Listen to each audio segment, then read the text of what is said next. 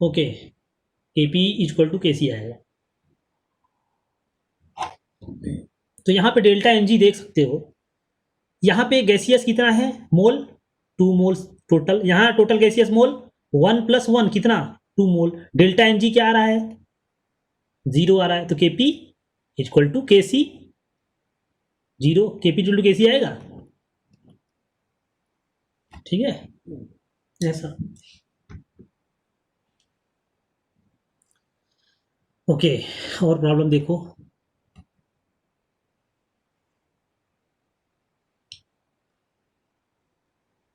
H2 is gas,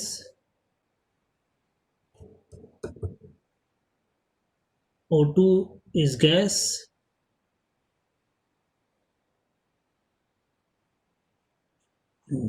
H2O, suppose this is also gas। अब मुझे बता दो रिलेशन बिटवीन केपी एंड केसी क्या आएगा। ऑप्शन में लिख रहा हूं केपी इक्वल टू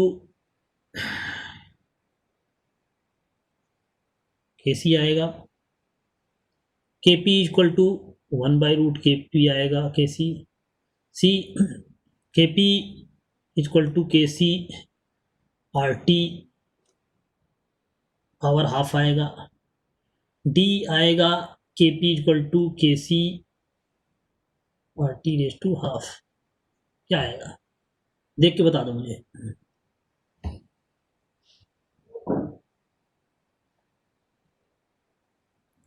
सब गलत है। सृजल okay good,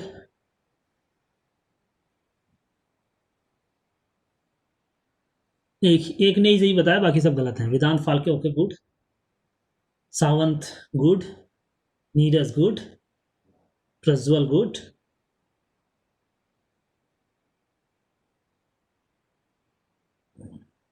Harshad good, Shailya good,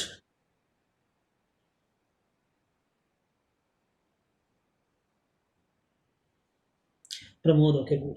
तो ऑप्शन डी आएगा, सब मैक्सिमम लोग सही बता रहे हैं, ऑप्शन डी आएगा। देखो यहाँ पे प्रोडक्ट माइनस रिएक्टेंट कितना आ रहा है,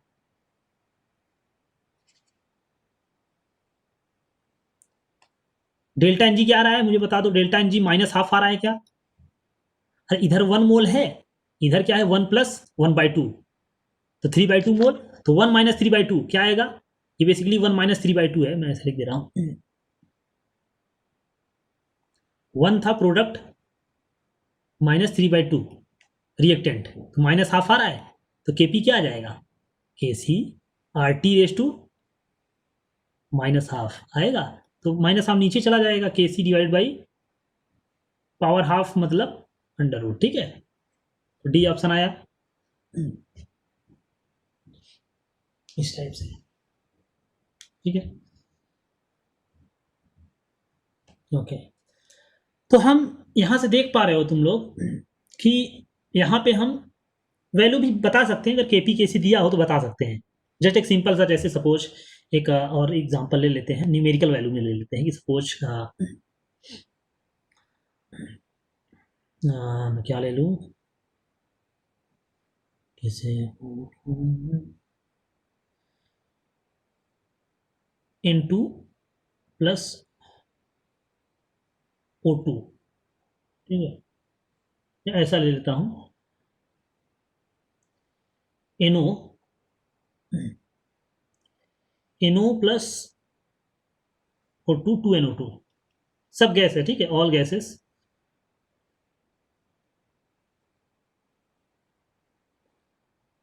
इस रिएक्शन के लिए सपोज के सी इज गिवन, मैं ले लेता हूँ ऐसा ही कुछ ले लेता हूँ, मान लो सपोज 10 है, ठीक है 10, यूनिट चाहो तो लिख सकते हो लीटर पर मोल आएगा, ठीक है।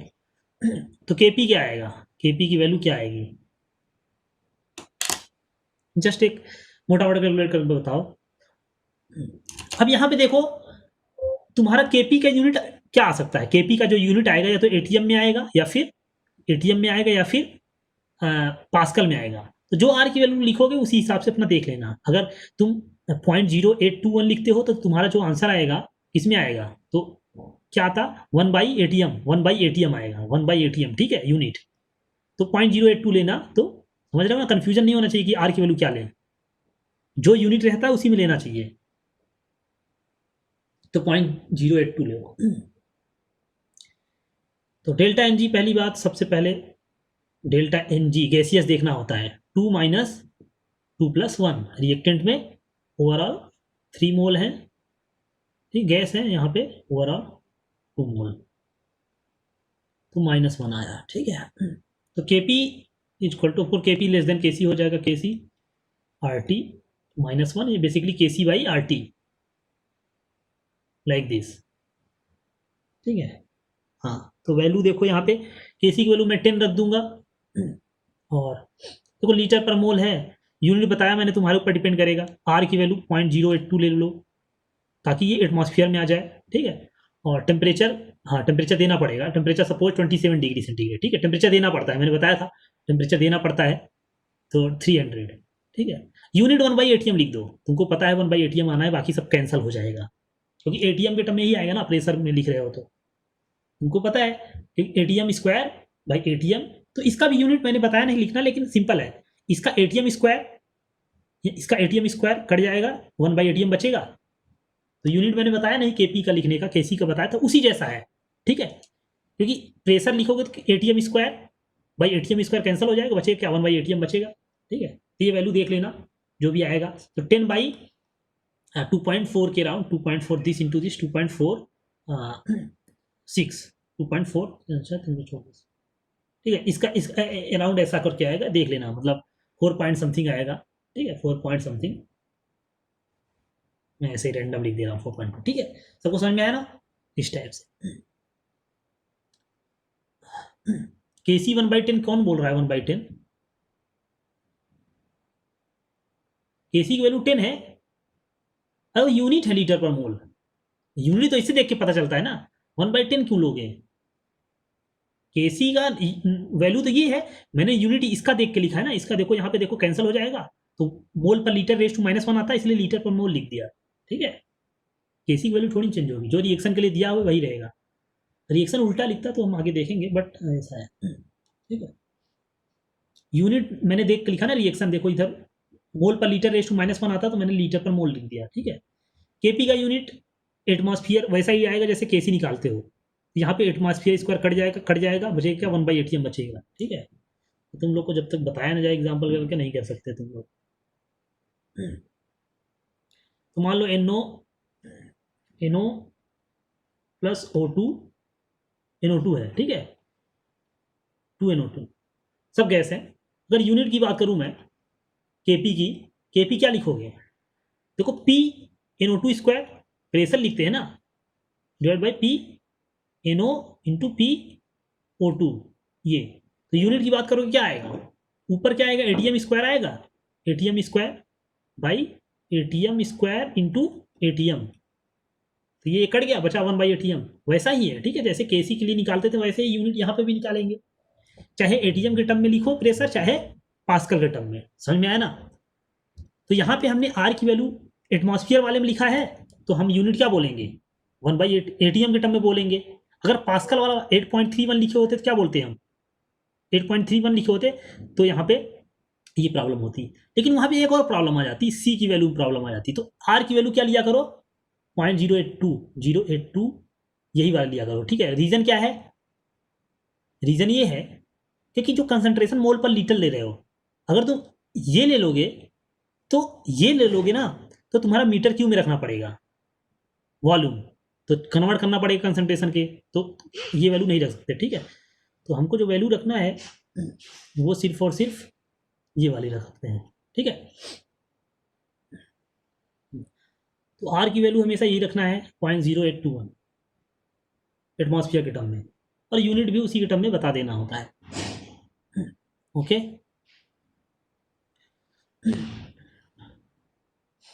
एक दो और एग्जांपल करते हैं।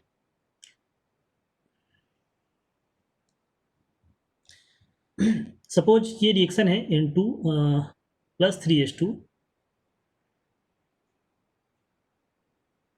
2NH3 सारे गैसेस हैं, ठीक है। तो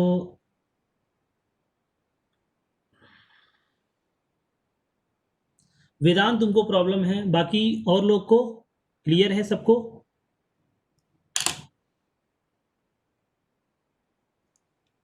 क्लियर है सबको? ओके, सबको वॉइस क्लियर है। और एक दो लोग को प्रॉब्लम है, थोड़ा नेट की प्रॉब्लम होगी आई थिंक, मैक्सिमम लोगों को क्लियर है। वेदांत तुम देखो अपना नेट थोड़ा सा, और रमेश तुमको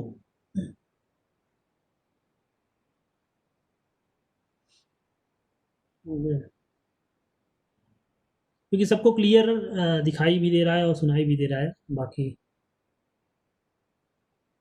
आवाज़ नहीं आ रही है श्री।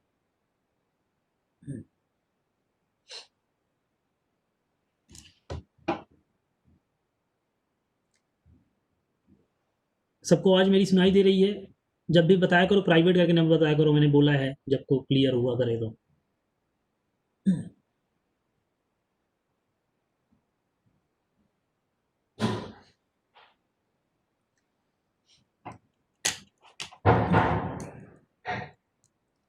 ओके,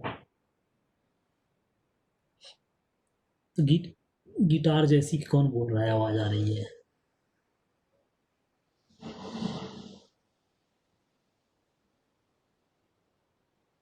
ओके, लिख के मैं कुछ दिखा रहा हूँ। ये देखो राइट कॉर्नर में लिखने जा रहा हूँ, ABCD।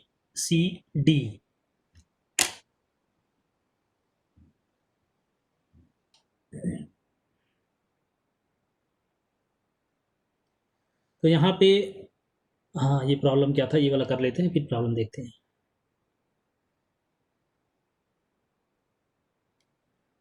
KP और KC में रिलेशन जैसे यहाँ पे है, तो KP इक्वल टू क्या आएगा, रिलेशन पूछ रहा है।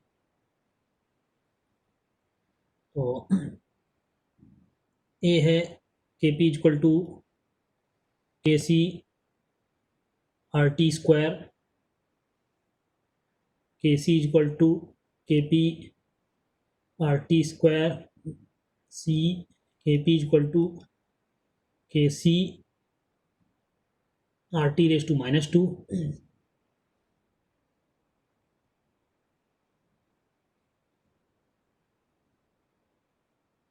KP equal to KC RT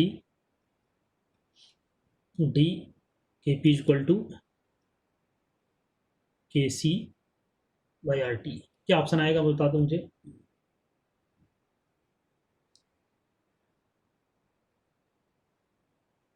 बता दो जल्दी से, देखते हुए। Neeraj okay good, Srujal good, Shailya good,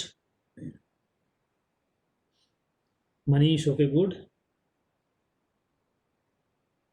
Atharva okay good, Sanika good. तो ऑप्शन बी आएगा, ऑप्शन बी। थोड़ा सा मैंने उल्टा लिख दिया है, तो ये चीज़ वही है, KP equal to KC RT, KC divide by RT square. तो इसको इधर लाओगे तो RT स्क्वायर। तो यहाँ पे देखो, रिएक्टेंट में 4 मोल्स और प्रोडक्ट में 2 मोल्स गैस, इधर 4 मोल गैस। तो डेल्टा NG -2 आएगा, तो KP is equal to KC raise to -2 नीचे लाओगे, या फिर ऐसा लिख दोगे तो बी ऑप्शन आ जाएगा, ठीक है। तो इस टाइप प्रॉब्लम बहुत इंपॉर्टेंट होता है, काफ़ी आता है। तो हम कुछ देख लेते हैं PVSS का, ठीक है। PVSS में देख लेते हैं, खुद आइडिया लग जाएगा कि इम्पॉर्टेंट है कितना। तो पहले मेंस का देख लेते हैं, फिर एडवांस में आएंगे। इसमें क्या है, इसमें तुम्हारा, एक मिनट, यहाँ पे केमिकल इक्विलिब्रियम हम अभी देख रहे हैं, ठीक है। आयनिक इक्विलिब्रियम भी है, तो ये देखो जैसे आयनिक इक्विलिब्रियम का है, तो ये हम नेक्स्ट चैप्टर में देखेंगे। ये सब देख रहे हो ना, बफर सॉल्यूशन पीएच वगैरह, तो ये आयनिक इक्विलिब्रियम का है। तो इसको, ये आयनिक इक्विलिब्रियम का भी ध्यान नहीं देना, ये भी एसिड बेस आयनिक इक्विलिब्रियम का है, हम वहाँ पे पढ़ेंगे। अभी जो इस चैप्टर का है वो देखते हैं। तो ये वाला देखो, फिफ्थ नंबर देख के बता दो, फिफ्थ नंबर ऑप्शन बता दो देख के। सबको दिख रहा है clear? For reaction carbon monoxide reacting with oxygen that is CO2, Kp/Kc का रेशियो क्या है वो पूछ रहा है।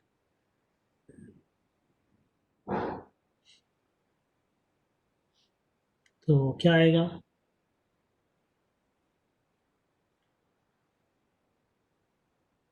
Okay good, good Vedant good, Neeraj good, okay everyone is good, Pramod not good, Manish okay good, Shubham good, Abhi good, Kartik good, Sujal good, Shailya good, Shri good, सबका सही है। Okay Sanika good. तो ऑप्शन सी आएगा, सीधी सी बात है। डेल्टा एन जी क्या आएगा? इधर देखो गैस है, ये भी गैस है, टोटल गैसियस मोल कितने हो गए? 3/2 और प्रोडक्ट साइड 1। तो डेल्टा एन जी क्या आया? -1/2 आया डेल्टा एन जी, -हाफ आएगा तो Kp/Kc, सीधा सीधा Kp=Kc, डेल्टा एन जी होता है तो Kp/Kc क्या आ जाएगा? RT⁻डेल्टा एन जी दैट इज -हाफ। तो सी ऑप्शन। ओके इस टाइप का हो गया। तो इसमें मैं और प्रॉब्लम करते हैं थोड़ा सा। हाँ ये 30 नंबर भी देख लो, 30 नंबर देख रहे हो सब? 30 नंबर भी उसी जैसा है। इस टाइप प्रॉब्लम देख रहे हो ना, काफ़ी पूछा जाता है। तो 30 number okay, okay good, good, okay okay good. Pramod गलत है तुम्हारा, बाकी बाकी लोग का करेक्ट है। सृजल गलत है, श्री गुड, ओके सी, सी ओके। तो करेक्ट है सबका, सी ऑप्शन आएगा। तो यहाँ पे अगर हम देखते हैं रिएक्टेंट के मोल्स, रिएक्टेंट में 1+1 2 moles of reactants gaseous, product में कितने हैं? 1 mole gaseous product, delta N G -1, Kp=Kc RT⁻1 या Kp/Kc RT⁻1 that is C option. Okay चलो तो ये सबका हो गया। ये आगे हम पढ़ेंगे इस टाइप की प्रॉब्लम। अभी जो हमने पढ़ा अभी इस पे प्रॉब्लम देख लेते हैं कैसे पूछता है। ये प्रॉब्लम देख रहे हो 8 नंबर प्रॉब्लम बता दो। ये भी हमने किया है 8 नंबर प्रॉब्लम।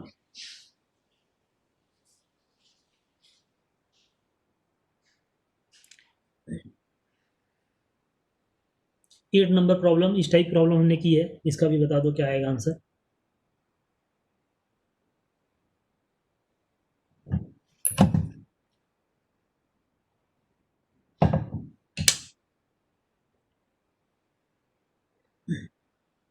तो यहाँ पे क्या गिवन है? सबसे बेसिक टाइप में हमने देखा था प्रॉब्लम क्या बन सकता है कि डायरेक्ट हमको इक्विलिब्रियम के कंसंट्रेशन सबका दे दे, तो हमको सिंपल रेशियो लेना होता है वहाँ पे।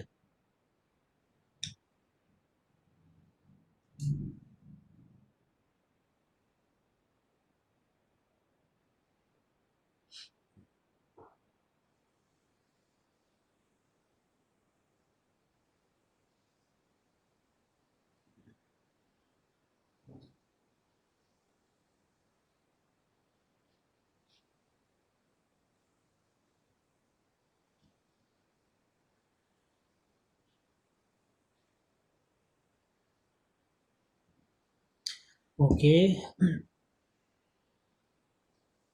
ओके तो सबका ऑप्शन बी आ रहा है। Okay good. तो यहाँ पे सिंपल देखो, यहाँ पे दिस स्क्वायर बाय दिस करना है, वैल्यू डायरेक्ट दे दिया है, कोई प्रॉब्लम नहीं है। लेकिन यहाँ पे एक बात ध्यान रखना, यहाँ पे यूनिट भी ध्यान देना होता है। वैसे तो चलो यहाँ पे सारी वैल्यूज डिफरेंट है, बट कभी कभी होता क्या है कि वैल्यू सेम दे, यूनिट डिफरेंट हो सकता है, तो यूनिट भी चेक कर लिया करो। वैसे यहाँ पे सारी वैल्यूज ही डिफरेंट है तो यूनिट चेक करने का मतलब नहीं है। बट कभी कभी होता क्या है कि हमको पहले ही लगेगा कि ए ऑप्शन जैसे है, सपोज मान लो बी लगा तुमको, एक और ऑप्शन दे देगा ऐसा ही, बट वहाँ पे यूनिट डिफरेंट होगा, तो यूनिट भी इंपॉर्टेंट है यहाँ पे KP/Kc में। वैसे तो यहाँ सारी वैल्यूज डिफरेंट है, यूनिट हमको देखना नहीं पड़ा, बट ये भी इंपॉर्टेंट होता है। ठीक है, जो छोटी छोटी गलतियाँ होती हैं एग्जाम में, ये चीज़ है। ये हो गया। और ये प्रॉब्लम देखो, 12th नंबर प्रॉब्लम देखो। तो ये प्रॉब्लम बहुत ही सिंपल है, फिर भी गलत कर देते हो तुम लोग एग्जाम में। यही छोटी छोटी गलतियां हो जाती है, कहाँ पे क्या इग्नोर करना है, सॉलिड है नहीं लेते, यूनिट कभी कभी देखना होता है।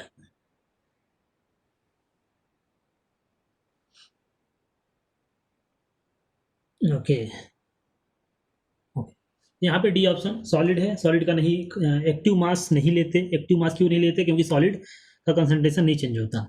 डेंसिटी से देखते हैं, डेंसिटी नहीं चेंज होती कभी, तो सॉलिड का हम कंसिडर नहीं करते। तो यहाँ पे गैसियस, वैसे एक कंसंट्रेशन का टर्म है, तो लिक्विड होता तो लिक्विड लेते हम, बट यहाँ पे सिर्फ सॉलिड और गैस है तो सॉलिड नहीं लेते, सॉलिड को इग्नोर करो। बचा क्या? सिर्फ गैस बचा, तो ऑक्सीजन का लेंगे 1/दिस, प्रोडक्ट साइड है तो 1/4:5। ओके, डी ऑप्शन ओके, सबका करेक्ट है। तो इस पे देख रहे हो काफ़ी क्वेश्चन आए हैं इस चैप्टर में, बहुत ही सिंपल है, फिर भी लोग गलत कर देते हैं। रीज़न क्या है? वही छोटी छोटी गलतियाँ हैं, कहाँ पे सॉलिड लिया जाता है, कहाँ नहीं लिया जाता, कहाँ पे यूनिट यूनिट देखना पड़ता है, ये सारी छोटी छोटी गलतियाँ ही हो जाती हैं, इसी वजह से एग्ज़ाम में मार्क्स नहीं आते तुम लोग के। ये प्रॉब्लम देखो, ये वाली प्रॉब्लम देखो, 19 नंबर प्रॉब्लम क्या बोल रहा है, इसी जैसा है।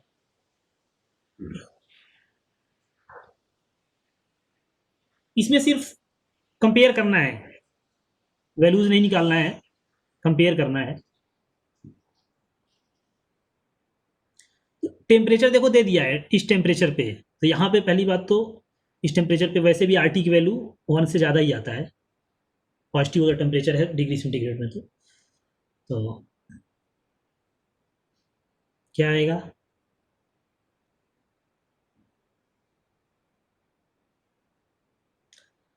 Okay good good, okay okay, सबका करेक्ट है। तो यहाँ पे वही चीज़ है, डेल्टा एन जी हम देखेंगे, रिएक्टेंट साइड 2 मोल्स, गैस है, ध्यान देना, ये भी गैस है, ये भी गैस है, total react product side 3 moles, 3 moles. तो डेल्टा एन जी पॉजिटिव आ रहा है, delta N G product minus reactant 3 - 2 that is 1 positive है, तो के पी ऑलवेज ग्रेटर देन के सी होगा। इसके अकॉर्डिंग देखो टेम्परेचर 184 है और आर की वैल्यू ये है, हमने पहले ही देखा कि वैल्यू ऑलवेज क्या आना है, फर्स्ट 1 से ज़्यादा ही आना है आर टी की वैल्यू। अगर टेम्परेचर सपोज माइनस में देता, -73 या माइनस समथिंग देता, -100 देता, तब हम चेक कर सकते थे, केल्विन में रखते इसको और आर टी की वैल्यू चेक करते तब। पर अगर डिग्री सेंटीग्रेड में पॉजिटिव है, R into T always positive ही आएगा, हमको पता है 1 से ज़्यादा ही आएगा। ठीक है, ये हो गया। और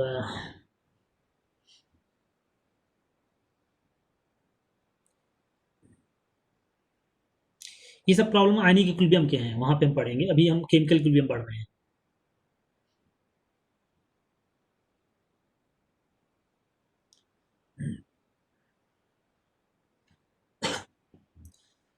तो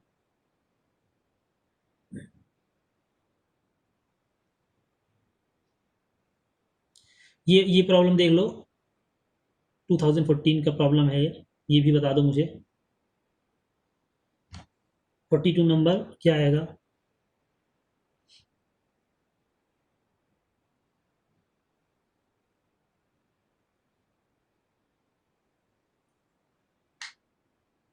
ओके गुड,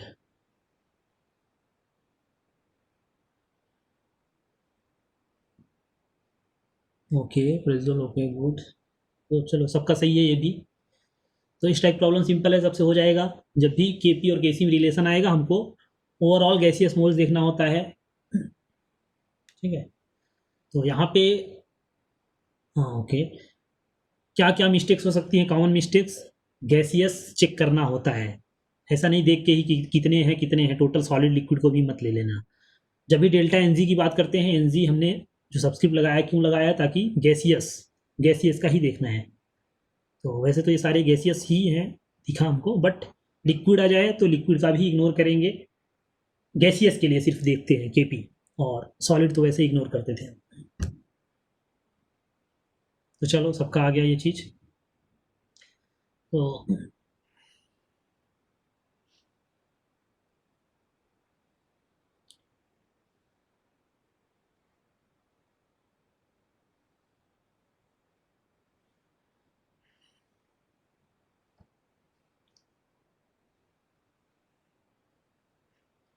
ठीक है, तो इस टाइप प्रॉब्लम हमने पहले सिंपल टाइप प्रॉब्लम देखी, अब थोड़ा सा एक स्टेप आगे जाएंगे। ठीक है, तो देखो बिल्कुल सबसे सिंपल वाले में भी कितनी प्रॉब्लम हमको मिल गया है, 6 से 7 प्रॉब्लम मिल गया कि नहीं मिल गया, अराउंड 10% की प्रॉब्लम, 10% से मैं बोलूँगा और ज़्यादा ही overall chemical equilibrium ionic equilibrium मिला के मैं ये बोलूँगा कि 25% प्रॉब्लम इससे ही आ जाती हैं। ठीक है, तो ये बहुत इंपॉर्टेंट था, बहुत ही सिंपल है, बहुत ही इंपॉर्टेंट है। जब भी उनको सिंपल प्रॉब्लम बनाना होता है तो ऐसे ही बना देते हैं इसी पे। अब थोड़ा सा स्टेप हम आगे बढ़ेंगे, अभी तो खैर स्टार्टिंग ही हम पढ़ रहे हैं। ठीक है, तो केपी और केसी में हमने रिलेशन देख लिया कैसे होता है। केपी और केसी हम किसी भी रिएक्शन के लिए केपी भी बता सकते हैं, केसी भी बता सकते हैं, और उसमें हम अगर कोई एक वैल्यू पता है तो दूसरा वैल्यू भी कैलकुलेट कर सकते हैं, हमने देखा।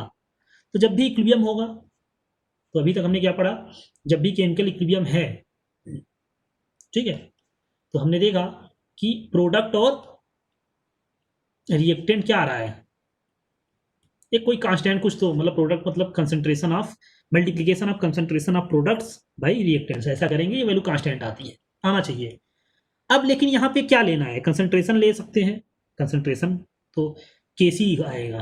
केसी किसके लिए लिख सकते हैं, लिक्विड एंड गैसेस के लिए, लिक्विड के लिए केसी होता है और गैसेस के लिए भी होता है। और यही अगर प्रेशर के टर्म में लिखेंगे, गैस गैस है तो गैस के लिए हमको पता है कंसंट्रेशन प्रोपोर्शनल टू प्रेशर होता है, हमने देखा मोल पर litre proportional to pressure, if temperature is constant, temperature तो हम चेंज नहीं कर रहे हैं, तो केपी भी लिख सकते हैं। ठीक है, तो ये भी एक कांस्टेंट आ सकता है, तो किसी रिएक्शन के लिए ये भी लिख सकते हैं, ये भी, और इनमें रिलेशन आता है। ठीक है, इनमें रिलेशन आता है KP equal to K C R T raised delta है। तो कोई एक वैल्यू पता है तो दूसरी वैल्यू हम ऑटोमेटिकली कैलकुलेट कर सकते हैं। ठीक है, इस टाइप की प्रॉब्लम को समझ में आ गया, केपी और के सी। ठीक है, एक और होता है के एक्स होता है, वो इंपॉर्टेंट नहीं है, कभी देखने को भी नहीं मिलेगा के एक्स।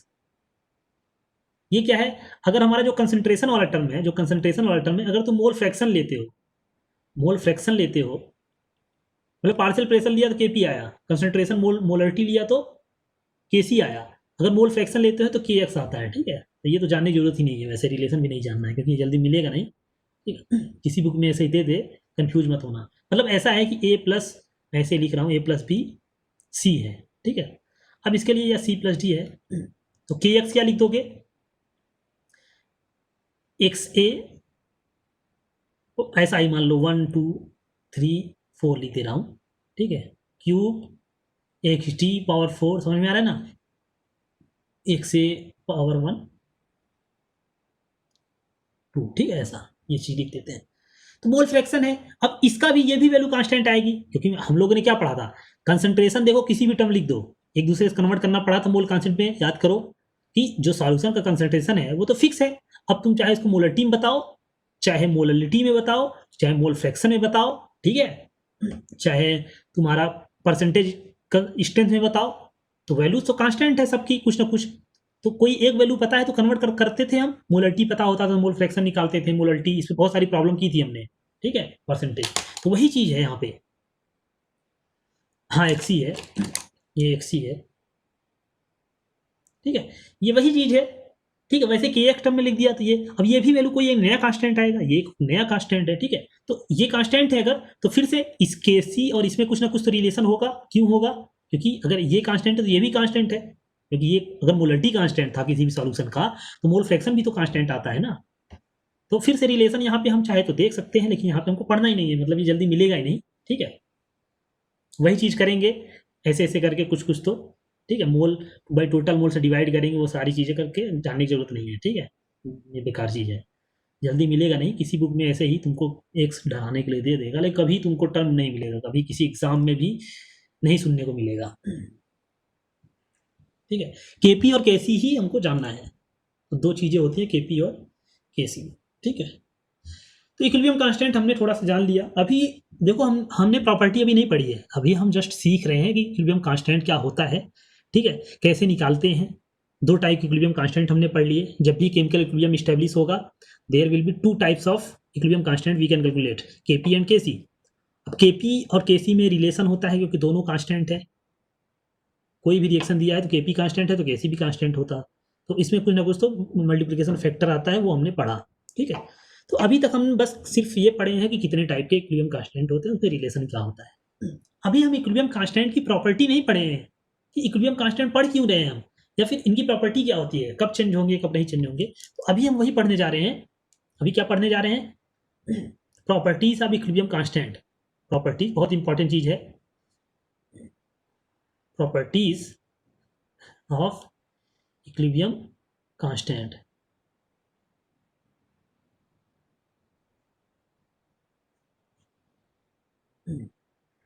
ठीक है,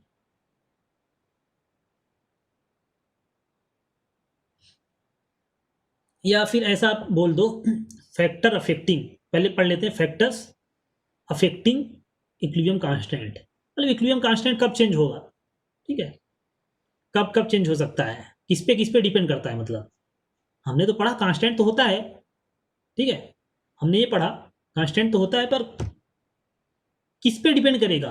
वैसा तो नहीं कि हमेशा कांस्टेंट रहेगा, तो रिएक्शन के लिए चेंज हो जा रहा है। तो इक्विलिब्रियम कांस्टेंट किस पे डिपेंड करता है, ये चीज हम पढ़ लेते हैं। ठीक है, के इक्विलिब्रियम मतलब केपी या केसी, ठीक है, दोनों केपी या केसी, ठीक है, किसी भी टर्म में लिख सकते हैं इक्विलिब्रियम कांस्टेंट, चाहे केपी बोलो चाहे केसी बोलो। ठीक है, जब भी इक्विलिब्रियम बोलता हूँ इसका मतलब दोनों केपी और केसी। किस पे डिपेंड करता है पहले तो ये देख लेते हैं। ठीक है, तो बहुत इंपॉर्टेंट चीज है। पहला तो ये है, देखो बहुत इंपॉर्टेंट चीज है, एक्सप्रेशन ऑफ रिएक्शन। रिएक्शन कैसे लिख रहे हो उस पर डिपेंड करता है। मतलब ऐसा कि अगर तुम ए प्लस बी, या सिंपल ले लेते हैं, इतना बड़ा बड़ा नहीं लेते हैं, हमको केवल फैक्टर पढ़ना है। मान लो ए टू बी लिखा है तुमने, ठीक है, ये रिएक्शन मान लो K1 है। तो अगर रिएक्शन चेंज कर देते हो, मतलब रिएक्शन यही रहे बस मल्टीप्लीकेशन कर दो या उल्टा लिख दो B2A, तो इसका K चेंज हो जाएगा। ठीक है, चेंज हो जाएगा। लैग हो रहा है, ऐसा सबको लैग है।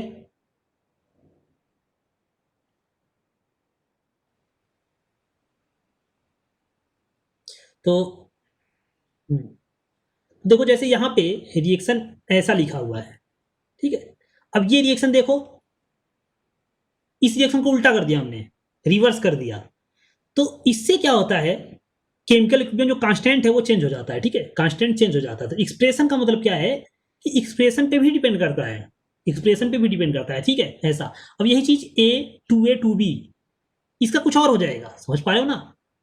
तो एक्सप्रेशन का मतलब यही है, किसी से मल्टीप्लाई किया तुमने, ठीक है, किसी से मल्टीप्लाई किया, रिएक्शन को रिवर्स कर दिया, तो इक्विलिब्रियम कांस्टेंट भी चेंज हो जाना होता है। एक्सप्रेशन का मतलब रिएक्शन तुमको कैसे दिख रही है, कॉफिशिएंट क्या है, ठीक है, रिएक्टेंट क्या है, प्रोडक्ट क्या है, उसको तुम उल्टा कर दो, प्रोडक्ट टू रिएक्टेंट, तो रिएक्शन का इक्विलिब्रियम कांस्टेंट भी चेंज हो जाना होता है। ठीक है, यही चीज हमको देखना है कैसे होता है।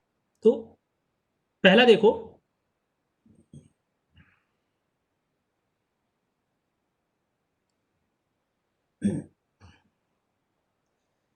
के इक्विलिब्रियम ऑफ रिवर्स रिएक्शन।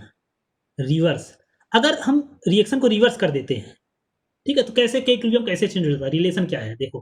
तो जैसे मैं बोल रहा हूँ A B, ये इसका K1 है, ठीक है, तो BA का क्या होगा, कोई मुझे बताएगा, जस्ट एक आइडिया। K2 क्या आना चाहिए K1 के टर्म में, K2 जोल्डू क्या आना चाहिए, ओके 1/K1 आना चाहिए। ठीक है, सबको समझ में आ गया कैसे, देखो K1 क्या है, B/A लिखेंगे, B/A लिखेंगे, सबसे सिंपल लिया है हमने, और इसको क्या लिखेंगे, A/B। A/B क्या है, इसका उल्टा है 1/K1। ठीक है, तो इसका मतलब क्या है, रिएक्शन जब रिवर्स करोगे तो के इक्विलिब्रियम क्या हो जाता है, रिवर्स हो जाता है। ठीक है, तो यहाँ पे के इक्विलिब्रियम क्या हो जाता है, क्या हो जाता है, बिकम्स रिवर्स। ठीक है, इनवर्स। तो ये भी रिएक्शन रिवर्स करे हुए ये इनवर्स हो जाता है। ठीक है, ऐसा। पहला ये सबको समझ में आ गया। दूसरा देखो, अगर हम मल्टीप्लाई कर देते हैं, ऑन मल्टीप्लाइंग,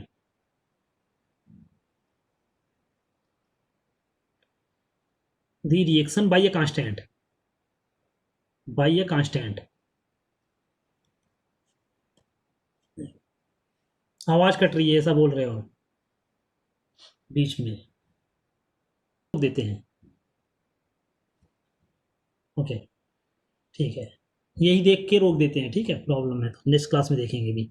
तो मल्टीप्लाई कर देने पे जैसे मैं बोलूँ A2B है, ठीक है, इसका सपोज K1 है, अगर मैं इसे मल्टीप्लाई बाय 2 कर देता हूँ, इसी में मल्टीप्लाई बाय 2 कर दो तो 2A 2B हो जाता है। इसका K2 क्या आएगा मुझे बताओ, क्या आएगा, 2K आएगा या K1 स्क्वायर, क्या आएगा, स्क्वायर में आएगा, क्यों आएगा, क्योंकि इसका b बाई ए है, क्या है b बाई ए, और इसका B square by A square, तो ऐसा लग रहा है ना कि उसका स्क्वायर है पहले वाले का, तो K1 स्क्वायर, तो इसका मतलब क्या हुआ, जिससे मल्टीप्लाई करोगे वही इंडेक्स में चला जाता है, पावर हो जाता है K, ठीक है। तो by multiplying reaction with n, suppose n number से मल्टीप्लाई कर रहे हैं तो K इक्विलिब्रियम बिकम्स, क्या हो जाएगा, मैं ऐसे लिख दे रहा हूं K1 रेज टू n, ठीक है, मतलब पावर में चला जा रहा है वो चीज, पावर में चला जा रहा है। एग्जांपल देखो, जैसे मैं बोलूं H2 plus half O2 H2O है, इसका सपोज K1 है, ठीक है, तो 2H2 प्लस O2 2H2O, इसका क्या होगा, K2 क्या होगा, इसका K1 स्क्वायर होगा, क्योंकि मल्टीप्लाई 2 किया है, इसमें 2 मल्टीप्लाई करने से अगर मिल जा रहा है तो इसका मतलब K1 स्क्वायर। सपोज मैं रिएक्शन ये लिखूँ 3H2 प्लस 3/2 O2 3H2O, अभी क्या होगा, इसका मान लो K3 है, तो ये क्या आएगा, K1 क्यूब आएगा, आएगा, क्योंकि इसमें हमने पहले रिएक्शन में 3 से मल्टीप्लाई कर दोगे, ठीक है, तो पावर में चला जाता है, जो ही मल्टीप्लाई करते हैं पावर में चला जाता है, ठीक है। तो इसी पे और ज़्यादा डिटेल में करेंगे, इस पे भी काफ़ी प्रॉब्लम बनता है, नेक्स्ट क्लास में करेंगे हम लोग और डिटेल में इसको, ठीक है। तो एक्सप्रेशन पे डिपेंड करता है, हमने पहले तो ये पढ़ा कि इक्विलिब्रियम कांस्टेंट एक्सप्रेशन पे डिपेंड कर रहा है, हम एक्सप्रेशन अगर हमारा चेंज होगा तो इक्विलिब्रियम कांस्टेंट भी चेंज हो जाता है, ठीक। वैसे हमने आज देखा था, स्टार्टिंग में ही देखा था ना, एक रिएक्शन लिख के मैंने बताया था, पूछा था कि इक्विलिब्रियम कांस्टेंट सेम होगा क्या, ठीक है, तो डिफरेंट था, वही चीज़ हम यहाँ पढ़ रहे हैं। तो अगर मल्टीप्लाई कर रहे हो किसी भी रिएक्शन को तो तुम्हारा इक्विलिब्रियम कांस्टेंट भी चेंज हो जा रहा है, कैसे चेंज हो रहा है हमने देखा, अगले क्लास में और प्रॉब्लम करेंगे इस पर, ठीक है। और ये भी इंपॉर्टेंट है,